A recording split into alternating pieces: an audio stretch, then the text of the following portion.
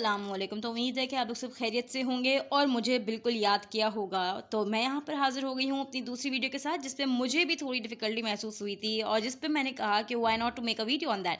तो यहाँ पर मैं डेप्रिसिएशन का क्वेश्चन नंबर 4 है, 2012 रेगुलर का है हमारे पास क्वेश्चन नंबर 4।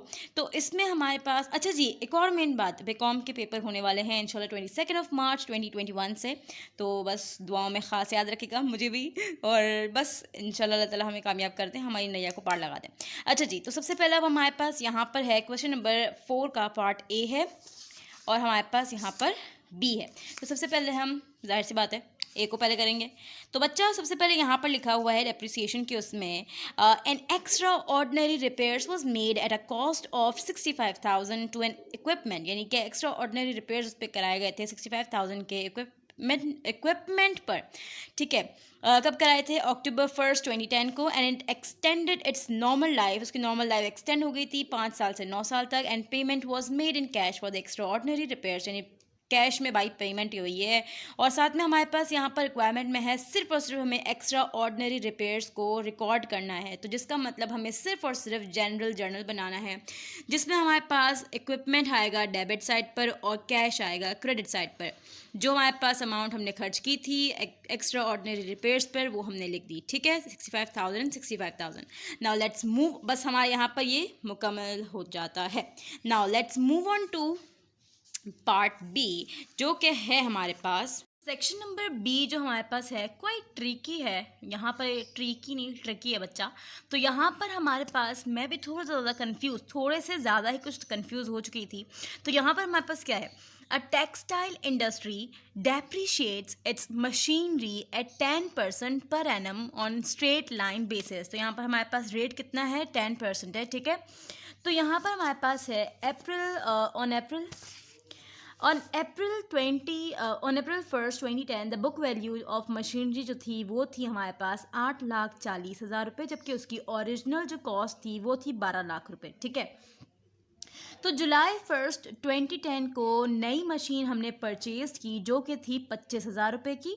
और देन फिर हमने दिसंबर 31 2010 को एक और जो पुरानी मशीन जो थी हमारे पास, ओल्ड मशीन, वो हमारे पास उसकी रिटन डाउन जो वैल्यू थी वो थी 40,000 रुपये, जबकि हमने अप्रैल 1 2010 पे उसकी वैल्यू जो थी ओरिजिनल वो थी 60,000 रुपये की, हमने उसको बेच दी 30,000 रुपये में। ठीक है, तो अब हमारे पास यहाँ पर बनाना है give all necessary entries in the general journal assuming year ended on March 31 2011, यानी साल यहाँ पर मतलब पूरी की पूरी इनकी जो जनरल जर्नल हमें बनाना है 31 मार्च 2011 तक खात्मा हो चुका है। तो यहाँ पर हमारे पास ये हमारे को उसकी पूरी बनानी है। तो यहाँ पर थोड़ा सा ट्रिकी है, लेकिन अगर आप समझ जाएंगे तो आपके लिए बहुत ही ज़्यादा आसान हो जाएगा। तो सबसे पहले हमने क्या करना है, ठीक है, सबसे पहले हमारे पास यहाँ पर हमने कंप्यूटेशन ऑफ डेप्रिसिएशन करनी है। तो मशीन का सबसे पहले हमारे पास जो ओरिजिनल जो कॉस्ट थी 12 लाख रुपए थी, उसमें से हम माइनस कर देंगे एक और जो अप्रैल 1 2010 में जो इसकी ओरिजिनल जो कॉस्ट थी वो थी 60,000 रुपये। उसको जब हमने इससे माइनस कर दिया, दोनों ओरिजिनल कॉस्ट को जब हमने माइनस कर दिया एक दूसरे से, तो हमारे पास आंसर आ गया 11,40,000 रुपये। देन हमारे पास उसमें से हमने मल्टीप्लाई कर दिया, रेट हमारे पास है 10%। तो हमारे पास जब हमने इनको इससे मल्टीप्लाई किया तो हमारे पास आंसर ये आ गया। अब हमारे पास यहाँ पर जो आया है, अब हमने यहाँ पर रोक दिया। ठीक है, यहाँ पर हमने रोक दिया। अब हमारे पास यहाँ पर हमने क्या किया है, अब आप लोग सोच रहे होंगे यहाँ पर क्यों रोका, क्योंकि यहाँ पर हमारे पास ये जो आंसर निकला है उसके लिए हमारे को एक और कंप्यूटेशन करनी होगी डेप्रिसिएशन ऑफ 2011 निकालने के लिए। तो यहाँ पर हमारे पास यहाँ तक आपको समझ आ गया होगा कि मशीन की जो ओरिजिनल जो कॉस्ट थी, इन दोनों को जब हमने से माइनस किया तो हमारे पास आंसर ये आया, रेट से मल्टीप्लाई किया, उसके बाद फिर हमारे पास जो आंसर आया वो डेप्रिसिएशन एक्सपेंस कहलाता है। अब ना हमारे पास डेप्रिसिएशन एक्सपेंस ऑफ 2011 मालूम करने के लिए हमने क्या किया कि हमारे पास यहाँ पर हमने एक और परचेज़ की थी नई मशीन, वो थी 25,000 रुपये की। तो अब हमने कंप्यूटेशन के लिए अब हमने क्या किया, यहाँ पर एनुअल डेप्रिसिएशन इसकी मालूम करनी थी। तो कॉस्ट जो थी हमने उसको हमने माइनस करना था सेल्वेज वैल्यू पे, क्योंकि हमने जब नई वाली मशीन मालूम की थी, ख़रीदी थी, परचेज़ की थी, तो उसकी कोई सेल्वेज वैल्यू यहाँ पर मौजूद नहीं है। तो हम उस सेल्वेज वैल्यू की जगह हम 0 लिखेंगे। रेट तो इसका सबका सेम होता है, तो हमने 10% लिख दिया। तो जब हमने उनको इस वैल्यू को जब इससे माइनस किया 0 से, तो उसके बाद फिर हमने जब इसको इससे मल्टीप्लाई किया तो हमारे पास आंसर जो आया वो हमारे पास आ गया डेप्रिसिएशन एक्सपेंस।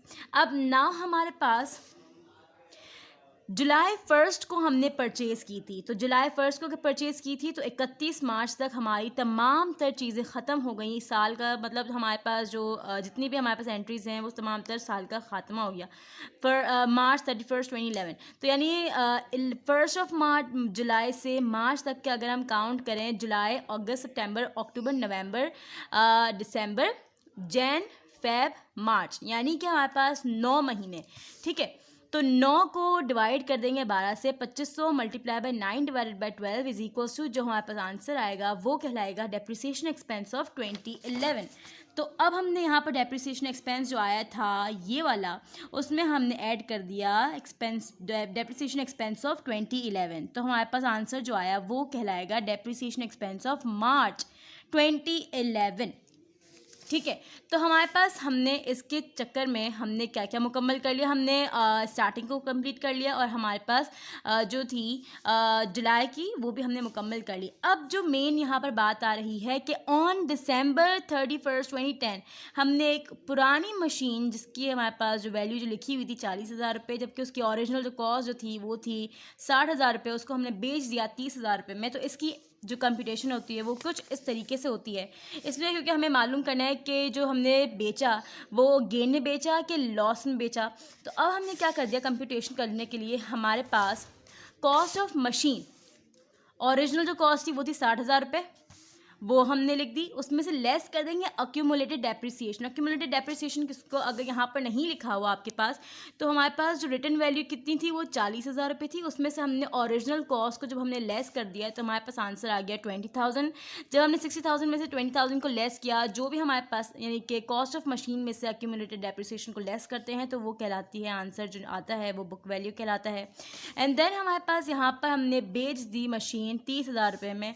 तो हमेशा जो भी हम जितने भी बेचते हैं उसको हम लेस करते हैं हम बुक वैल्यू से। तो सेल्स प्रोसीड्स को जब हमने लेस किया तो हमारे पास अगर आंसर पॉजिटिव में आता है तो वो लॉस कहलाता है, अगर आंसर नेगेटिव में आता तो वो हमारे पास गेन कहलाता है। यहाँ पर पॉजिटिव में आया है तो लॉस हुआ है हमारे पास सेल पर। ठीक है, लॉस हुआ सेल पर। अब ना हमारे पास इसकी जनरल एंट्रीज बनानी है, वेरी इजी।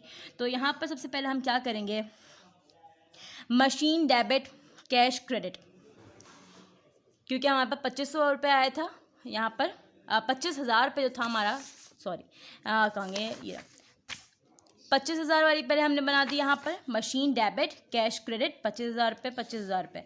एंड देन यहाँ पर हमारे पास क्या है, जो हमने ये वाला कंप्यूटेशन किया उस पर हमारे पास accumulated depreciation debit 20,000, cash 30,000 debit side पर। लॉस हमेशा हमारे पास जो आता है वो डेबिट साइड पर ही आता है, वो 10,000। और मशीन जो हमारे पास पुरानी वाली जो होती है वो हमेशा यानी ओल्ड मशीन हमारे पास हमेशा क्रेडिट साइड पर जाती है।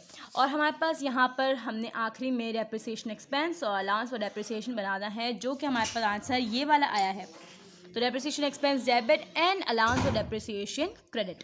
तो उम्मीद करती हूँ कि आप लोगों को ये तमाम तर बातें समझ आई होंगी, और अगर समझ आई हैं बच्चा पार्टी तो do let me know in the comment section. Like करें, शेयर करें, ये मेरे भाई ने भी कह दिया, तो सब्सक्राइब करें। तो मिलते हैं अब अगली वीडियो के साथ। टिल देन अल्लाह हाफिज़, बाय बाय।